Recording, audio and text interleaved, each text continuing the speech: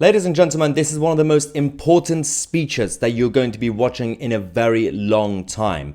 Mosab Hassan Yousef, who's the son of the Hamas co-founder, Hassan Yousef, was at the United Nations a couple of days ago, Monday, and made a very, very robust and honest speech exposing all the hypocrites and establishment and those who allowed Hamas and the likes of Hezbollah to grow and grow. Watch this speech and then let me know your thoughts in the comment section. Hi everyone, good afternoon. Ambassador, thank you for having me and giving me this important podium. Such a difficult situation.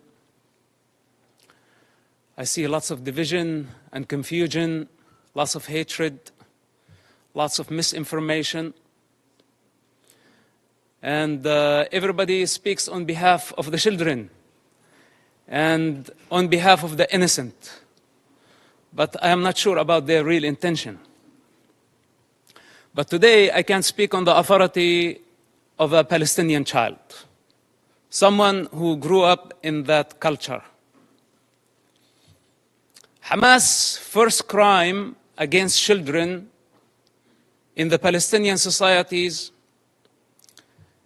is not arming them or encouraging them to carry suicide bombing attacks. It's the religious, ideological indoctrination that I had to go through.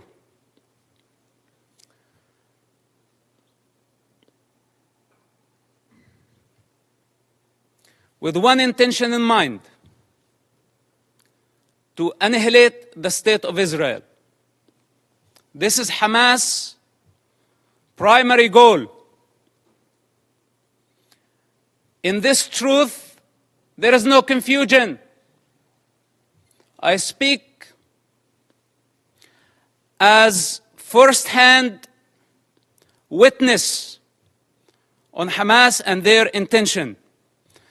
My father is one of the founders of Hamas movement.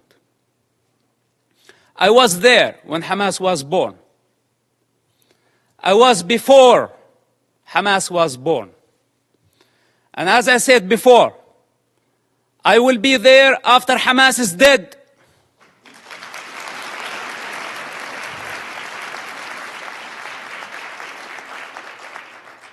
I am not a part of propaganda. I don't work for nobody. I only represent myself. And on this authority, I speak. So don't be mistaken and take my words very carefully. Hamas is committing a crime against this generation and the next generations to come. So blaming Israel is not going to solve the problem. Imagine a 10-year-old child. When I disobeyed Hamas, I was tied up to a post and I was whipped by Hamas top leader. And I don't want to mention his name because he's not worthy.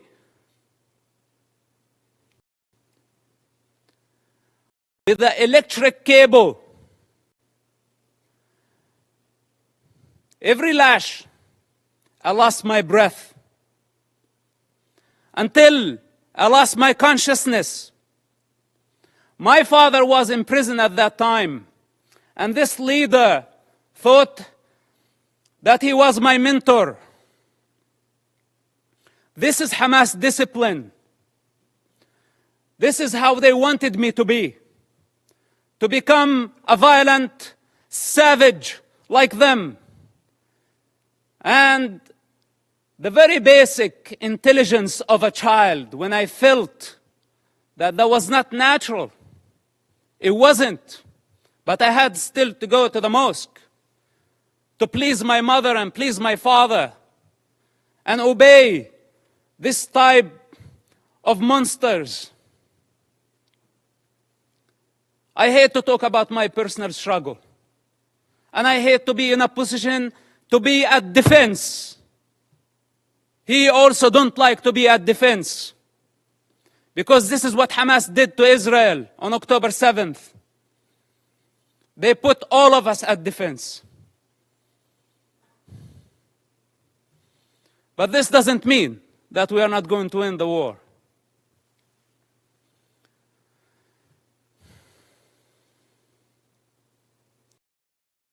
Growing up in that society, majority of the Palestinians blamed Israel. And as a child, I took it as a Quran. I took it as a holy scripture that Israel was our problem. But then as I grew up, I start identifying the enemy within. The religious authorities, the corrupt leaderships, who basically did not care about children, they did not care about Palestinians, they still don't care about nobody but themselves. And the world has been empowering them against the prey, against the victims. This has to come to an end. Let's put my childhood on the side, because maybe a child does not see things for what they are. Maybe I was very bad. I misbehaved myself as a child to deserve to be beaten up again and again and again by Hamas leaders. And some people say, is it a personal problem? Well, it is a personal problem. Do you have any problem with me having Hamas problem as a personal problem? It is a personal problem. And I swear I will not die before I see Hamas dead. Can I make this a goal to my life?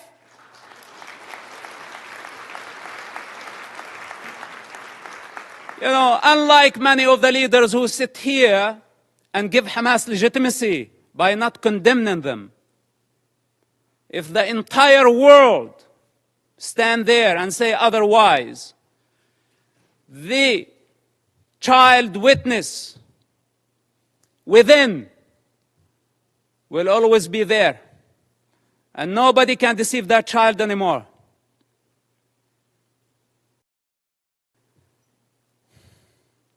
Then, as I grew up, I become the Hamas or the Islamic student movement president in our town. And I became part of the movement. It's just out of the love for my father and our family. I had no other choice, which somehow led me to imprisonment. At the age of 18, just a few weeks after my 18th birthday, May 28, 1996.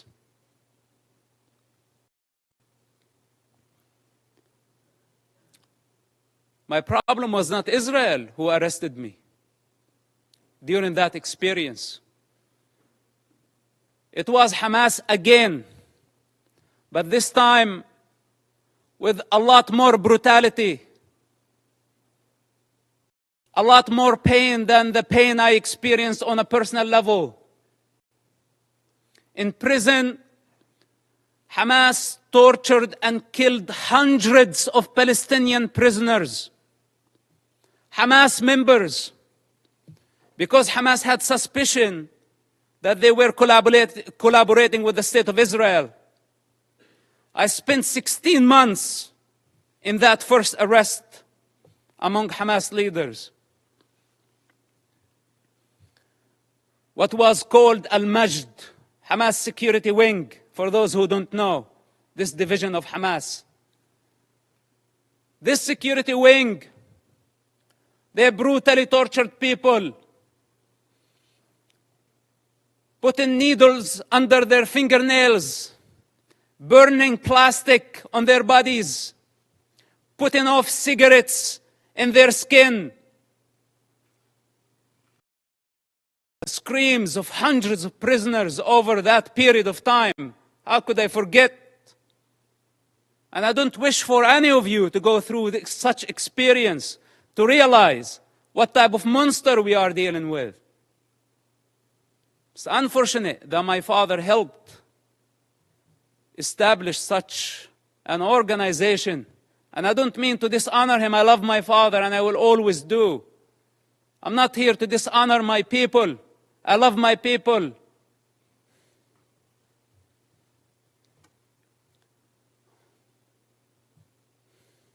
But I cannot believe how far Hamas was able to travel in this madness. And we could not stop them. After I was released from prison, I made very hard choices. And I don't have the time to go through all my motives. But yes, I had many motives. Many motives to fight against Hamas, and I still do. And nobody can get in my way. Not even the United Nations.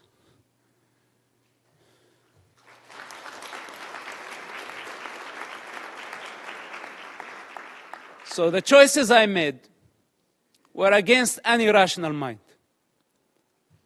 I ended up working together with the Israeli intelligence for 10 years. We had a common goal. That goal was to stop suicide bombing attacks. Hamas, for those who don't know, or those who have short memory, carried many suicide bombing attacks during the 90s and the early 2000s. Dozens of suicide bombing attacks where a suicide bomber took an explosive built went to inside a bus and blew himself up, killing all type of people. Not only Israelis. Americans were killed. Europeans were killed. Other nationalities, including Israeli Arabs, including Muslims. Hamas did not differentiate. Take Hotel Park, for example. On a holiday, on the most sacred Jewish holiday, a suicide bomber go into the dinner, blow himself up, kill more than 30 people. Some Holocaust survivors died in that attack. Dolphinarium, some teenagers having fun at the beach. Hamas suicide bomber killed about 18 and wounded dozens. Look up, see how many buses. It did not stop there. Hamas attacked the Hebrew University. 6 Americans were killed in that attack.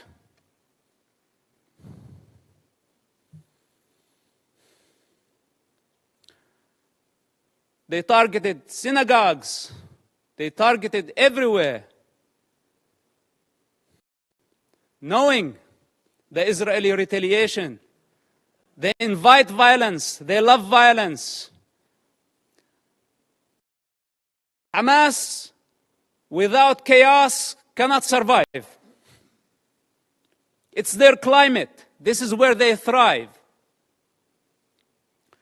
When the peace process came, if you follow the history of Hamas and their development or their evolution, whatever you want to call it, Hamas, what sabotaged the peace process through suicide bombing attacks.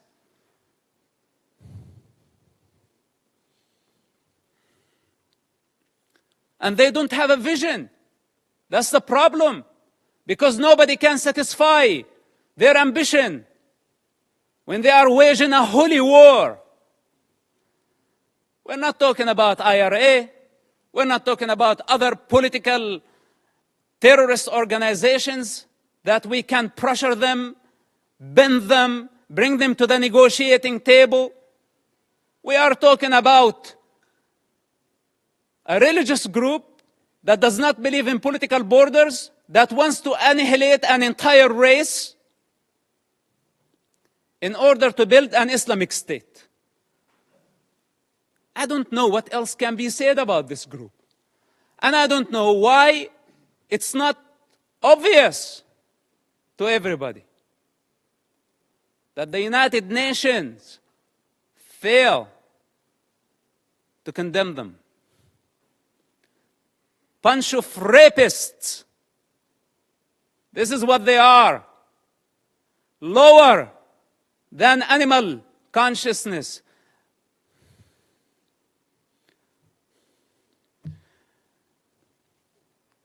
So, I don't speak only on the authority of that child and someone who grew up in the Palestinian territory. I also speak on the authority of someone who has 10 years of experience in a counter-terrorism of the Israeli intelligence.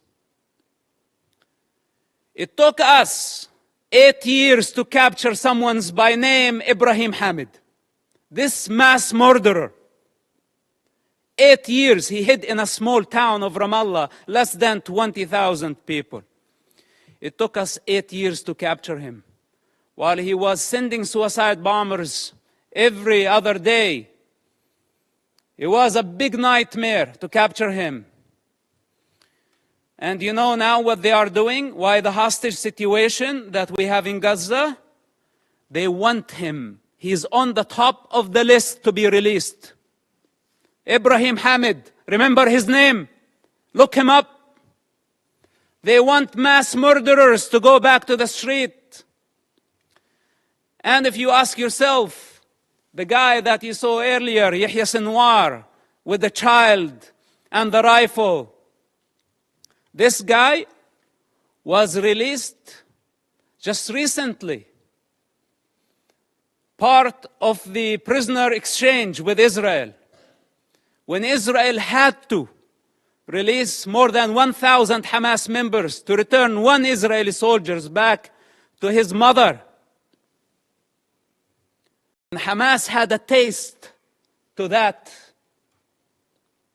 So they thought this time they can go and bring 200 hostages and more. So they can bring the only true democracy in the Middle East to its knees. This is why it's a very brutal war. For those who are in the intelligence communities, they understand the significance of this. And they know that that Israel cannot release more Hamas terrorists. Because this guy, you saw, Yahya Sinwar, he is the mastermind behind the attacks on October 7th. And how can Israel afford, or how can any of you validate or prove the release of mass murderers back to the street so they can carry a lot more terrorist attacks and hijack an entire society, use hundreds of thousands of people as human shields? Is this our way of solving the problem? We need the correct vision. First of all, we need to identify the origins of suffering, where it's coming from, where does it originate from. We need to identify the disease. Then we can provide the cure. Up to this point, we haven't identified the disease. And for those who know the problem, they don't have the courage to stand and say, we have a problem with Hamas. But most of us have our own calculations. From Russia to China to the rest of the superpowers, given Hamas cover.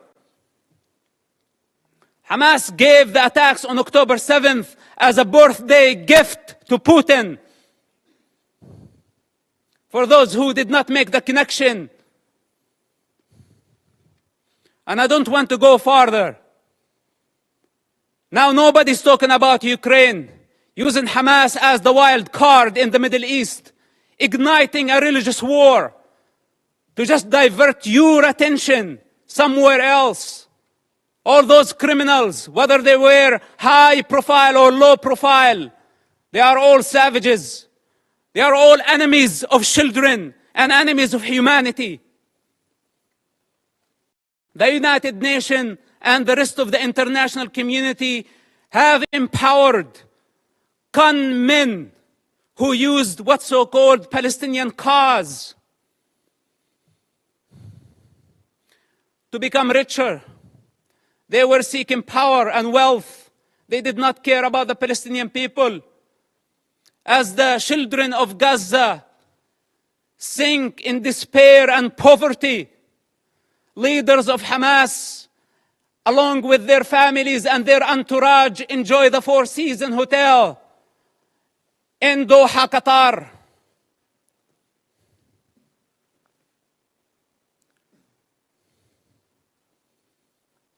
We can continue putting our head in the sand, but then we have escaped our responsibility. I can go on and on for hours, or should I say for 6 years of my life. But I don't have the time. I don't have the time.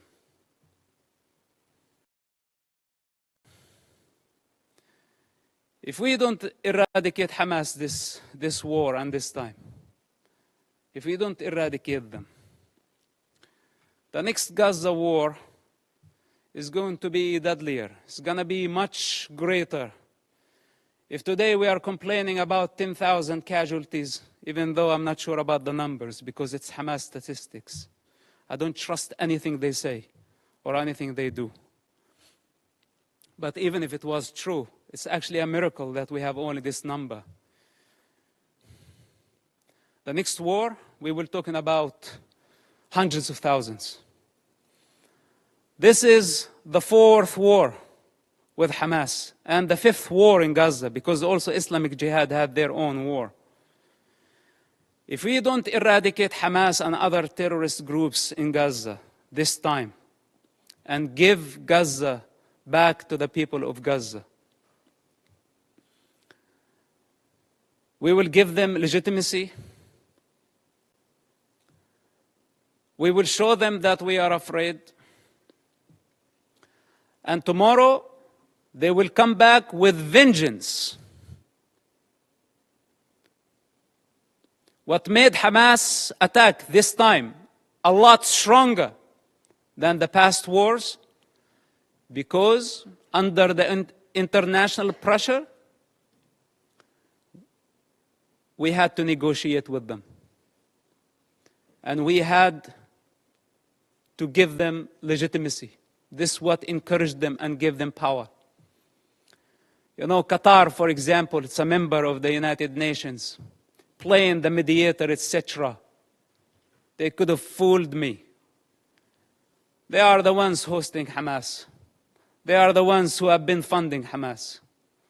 Russia, Musa Abu Marzouk, a Hamas top leader, was in Moscow just yesterday. Okay, to be more accurate, a week ago. What's this? Where democracies should be united in fighting such savages. All of us saw Hamas. You call a hostage situation, but you want the true term Hamas uses for this? Booty. It's not even hostages. It's not war prisoners. All of us saw Hamas, savage, grab a teenager girl from the neck, pushing her into the unknown. That's your very freedom. That girl represents your freedom. And none of us thought about the mother of that kid and how she felt about seeing her daughter being dragged that way by a savage who wants to dominate, who sees women as a property. This is how Hamas sees women, a property, something they can own. As they want to own territory, more territory, their lust, their sexual lust, their lust for power, their lust for territory.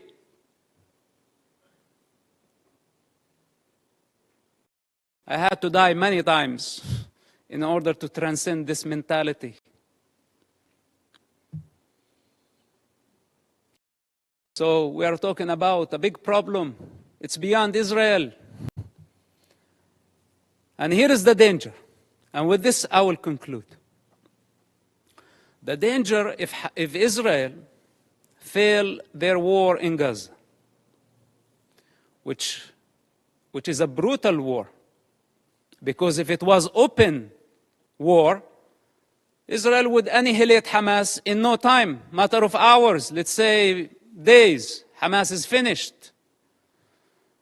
But since Hamas strategy, it's a strategic thing of Hamas to take human shields. This crime cannot be forgiven. None of us should forgive this crime. Gambling with children's blood for political gain, it doesn't get worse than this. So Israel now got stained by blood. This is what Hamas wanted to happen from day one. They wanted to sacrifice thousands of children so Israel can take the blame. Digging tunnels and bunkers under hospitals, schools, launching missiles. A Hamas misfire, how many people killed at a hospital, and they went so fast to blame Israel, and the rest of the world listened to them and listened to their propaganda. Nobody is concerned to check what is true and what is false. Whatever that serve our political and short-term interest, we go for it. Suicidal, not knowing that we are going against evolution. We are going against the collective consciousness of humanity.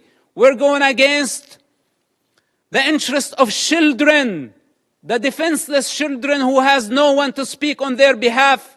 They don't have the power to discern. And yes, they are dying. But who's causing all this death? Blame is the cheap way. It's the way of the coward. Those who have the courage, take responsibility. They don't blame.